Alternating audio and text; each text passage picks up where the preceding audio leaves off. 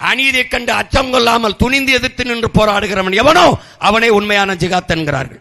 நீ அநீதியை கண்டு எதிர்க்க பயப்படுற, நான் துணிஞ்சு போராடுறேன். அதனால என்ன 260 வழக்க வாங்கியிருக்கேன். 260 வழக்கு.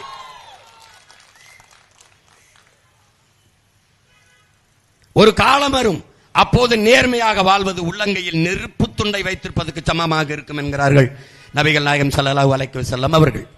அந்த காலம் எந்த காலம்? இந்த காலம்தான். இந்த காலம்தான். அழிவு காலம் வரும், அழிவு காலம். அந்த காலம் எப்படி? எப்படி? அநீதி இழைக்கும் நீதிபதிகள், பொய்யுரைக்கும் மந்திரிகள், ஏமாற்றும் வழக்கறிஞர்கள் எல்லாம் தோன்றுவார்கள். அந்த காலகட்டம் வந்தால் நீ அவர்களுக்கு வரி செலுத்தி விடாதே என்கிறார். நீங்கள் வரி மட்டும் செலுத்தவில்லை, வாக்கும் செலுத்தி விடுகிறீர்கள். இதான் கொடுமை. யாரு மாறுதலை செய்வது? யாரு மாறுதலை செய்வது? அநீதிக்கு எதிரான புரட்சி தீயை பற்ற வைக்கவே நான் வந்தேன் என்கிறார் இறைமகன் இயேசு. அவர் பற்ற வைத்த தீயை நாங்கள் அவர்கள் பிள்ளைகள் தெருத்தருவாக எடுத்து போறோம். நீங்க என் மக்கள் தொடர்ந்து எச்சரிப்பை அணைச்சு விட்டுக்கிட்டே இருக்கிறீங்க. எங்கே புரட்சி தீயை பற்ற வைக்க விடுகிறீர்கள்?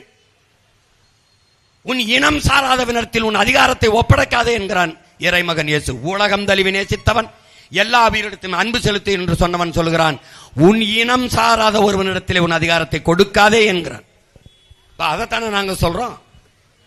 நல்ல ஆண்மை என்பது ஒருவருக்கு தான் பிறந்த இல்லாண்மையாக்கி கொள்ளங்கிறான் வள்ளுவ பெருமகனார் எங்கள் மறையிலே, எங்கள் வேதத்திலே.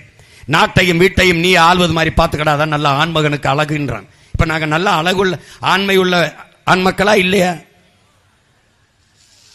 நீங்க தான் வாழ்ந்துட்டீங்களே.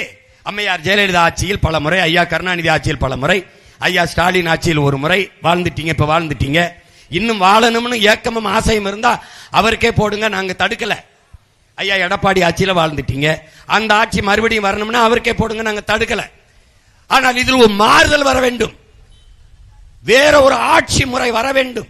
எங்கள் திருநாட்டில் எங்கள் நல்ல ஆட்சி என்ற புரட்சி பாவலனின் பெருங்கனவு நிறைவேற வேண்டும் என்றால், நல்லாட்சி என்பது வெறும் சொல்லாட்சி இல்லாமல் நாட்டில் நடைமுறையில் நிகழ்கிற ஆட்சியாக வர வேண்டும் என்றால், உங்கள் பிள்ளைகள் எங்களுக்கு ஒரு முறை வாய்ப்பு தந்து பாருங்கள்.